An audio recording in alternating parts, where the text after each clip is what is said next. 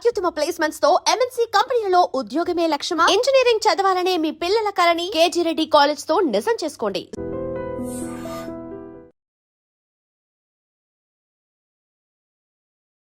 నమస్తే, welcome to iDream inside politics with కవిత.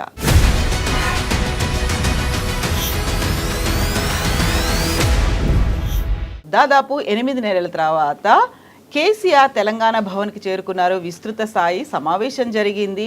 25 ఏళ్ల ఉత్సవాన్ని ఘనంగా నిర్వహించుకోవాలని అయితే మార్గనిర్దేశకం చేశారు. అయితే కేసీఆర్ మాస్టర్ ప్లాన్స్ ఎలా ఉండబోతున్నాయి, నెక్స్ట్ స్టెప్ ఏంటి, నిజంగానే కేసీఆర్ గట్టిగా బలంగా కొట్టబోతున్నారా, దానికి ఇంకాస్త సమయం ఉందా, ప్లీనరీలు ఎప్పుడు నిర్వహించుకుంటారు, ఇవన్నీ బోల్డ్ అని క్వశ్చన్ మార్క్స్ ఉన్నాయి. అయితే కేసీఆర్ నెక్స్ట్ స్టెప్ ఎలా ఉండబోతుంది, రాజకీయంగా ఎప్పుడు బయటికి రాబోతున్నారు, ఉద్యమాలు, నిరసన కార్యక్రమాలు, ఇతర కార్యక్రమాల్లో కేసీఆర్ ఉండబోతున్నారా లేదా, ఎంత టైం తీసుకుంటారు? మనతో పాటుగా ఉన్నారు పొలిటికల్ అనలిస్ట్ ప్రకాష్ గారు. ప్రకాష్ గారు నమస్కారం. సో మీరు కూడా విస్తృత స్థాయి సమావేశంలో పాల్గొన్నట్టున్నారు. అవుట్కమ్ ఏంటి ఓవరాల్గా అక్కడ? అనేది చాలా ఉత్సాహంగా ఉన్నాడు. రెండవది, ఆయన లోపల ఉన్న కాన్ఫిడెన్స్ చూస్తే ఇంకా మనం ఏం చేయాల్సిన అవసరం లేదు, అంతా ఆయనే చూసుకుంటారు. అసలు ఆయన కూడా ఏం చేయాల్సిన అవసరం లేదు. కాంగ్రెస్ తనకు తానే డిస్మాంటిల్ అవుతున్నది. ఇంకా మనం ఏం చేయాల్సిన అవసరం ఉంటుంది? మన ఉత్సవాలను మనం ఘనంగా చేసుకుందాము, మనం చేసిన పనులను చెప్పుకుందాము, పార్టీని మళ్ళీ క్రింది గ్రామ స్థాయి నుంచి కూడా మెంబర్షిప్ ఇవన్నీ చేయించి కమిటీలు వేసుకొని బలోపేతం అయిదాం. మనం ఏం చేయాల్సిన అవసరం లేదు. వాళ్ళే హామీలు ఇచ్చినలు ఫెయిల్ అయినలు ప్రజలు అర్థం చేసుకుంటున్నారు, ఇంకా అన్నీ మనకు అనుకూలంగానే జరుగుతున్నాయి అని ఒక్కసారి ఎట్లుండే తెలంగాణ, దాన్ని ఎట్లా చేయగలిగినాం, ఎక్కడుండే ఎక్కడికి వచ్చింది, ఒక్కొక్క రంగంలో నిజాం కాలం నుంచి ఎట్లాంటి పరిస్థితులు ఉండేది, సమైక్య రాష్ట్రంలో ఎట్లుండేది, ఈ గత 10 ఏళ్లలో ఎట్లా చేయగలిగినాము, మహా ఉత్సాహాన్ని నింపగలిగాడు. ఒక 2 గంటల సేపు ఏకదాటిగా ఆ పరిస్థితులను కంపేర్ చేస్తూ నక్సలైట్ ఉద్యమము, నక్సలైట్లను ఎట్లా చంపేటోళ్ళు బూడోకు ఎన్కౌంటర్లలో, ఇవాళ అటువంటి సిచ్యువేషన్ ఉన్నదా, వ్యవసాయం సంగతి ఏంది, మన నీళ్ళన్నీ పోతుంటే మనం కళ్ళారబెట్టి చూస్తుండే వాళ్ళం, అడిగితే నక్సలైట్ అని కాల్ చేసే పరిస్థితి. అటువంటి పరిస్థితి నుంచి మనము నెత్తురొలికిన నేల మీద ఇవాళ హరితవనాలను మొలిపించినాం. ఆ పాట స్టాంజా కూడా చెప్పిండు, నెత్తురోలకంది ఎప్పుడు నేల రాలంది ఎప్పుడు అని చెప్పి ఒక కవి వాడిన పాటలోంచి 2 లైన్లు తీసుకొని, అటువంటి తెలంగాణ నెత్తు రోడంది ఎప్పుడు నేల రాలంది ఎప్పుడు. అయితే అటువంటి పరిస్థితి నుంచి వాళ్ళ మనం ఎంత పీస్ఫుల్ తెలంగాణను క్రియేట్ చేయగలిగాం. బట్ ఇవి పరిపాలన వాళ్ళే కావాల్సిన ఆయుధాలు మనకి ఇస్తున్నారు. ప్రజలంతా కూడా ఇప్పటికే వీళ్ళ ఏ హామీ, ఒక ఆ బస్సులు తప్ప, మహిళలకు ఫ్రీ బస్ తప్ప ఏది అమలు కాలేదు, ఏది కూడా సంపూర్ణంగా అమలు చేయలేదు. రుణమాఫీ అన్నాడు, అది సగం కూడా చేయలేదు. రైతు బంధు అసలు ఇస్తూనే లేడు. ఇట్లాంటి అన్ని అంశాల మీద, మహిళలకు పెన్షన్ అన్నాడు, అది ఇవ్వట్లేదు. అన్నీ ఒక్కొక్కటి చెప్పుకుంటూ వచ్చాడు. ఆయన ఈ దాదాపు ఒక 80 ఏళ్ళ తెలంగాణను ఆవిష్కరించాడు. ఓకే. సో అందరి లోపల ఒక కొత్త ఉత్సాహం వచ్చింది. ఆయన ముందు మాట్లాడిన తర్వాత ఒక 28 మందితో మాట్లాడించాడు. మీరున్నారా మాట్లాడిన దాంట్లో? నేను రాసిచ్చాను.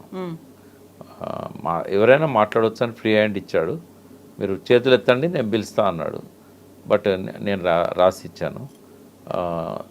ఆ రోజు ఆయన అడిగిన సలహా ఏంటంటే, రజతోత్సవాలను ఏ రకంగా జరుపుకోవాలి సూచనలు ఇవ్వమని అడిగాడు.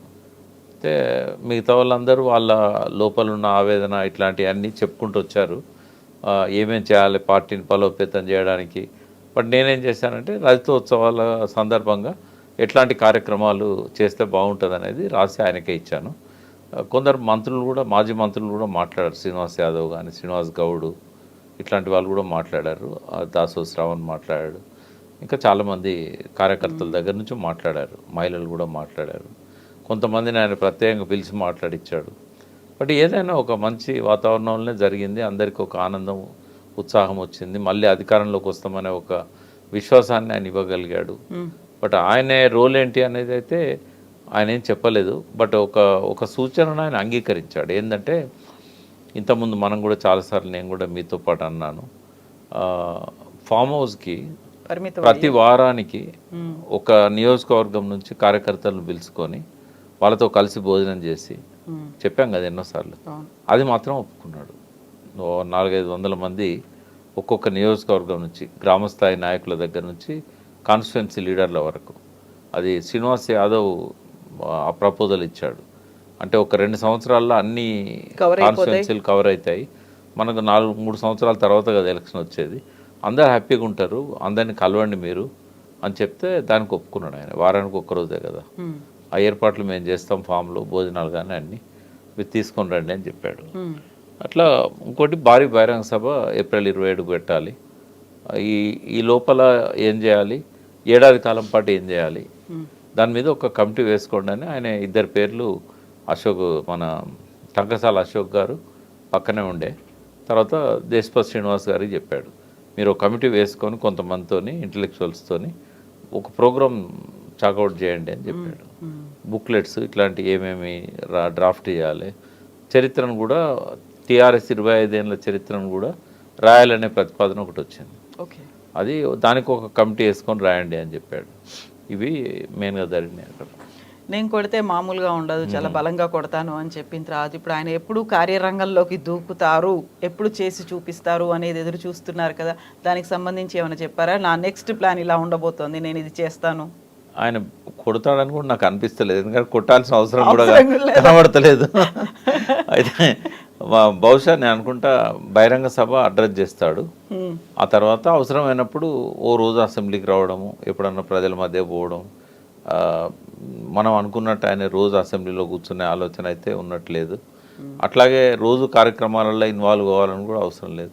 కింద ఉన్న అందరూ యాక్టివ్గా ఉన్నారు, క్యాడర్ అంతా చూసుకుంటుంది. క్యాడర్ ఉన్నది, హరీష్ లాంటి వాళ్ళు ఉన్నారు, కేటీఆర్ ఉన్నాడు.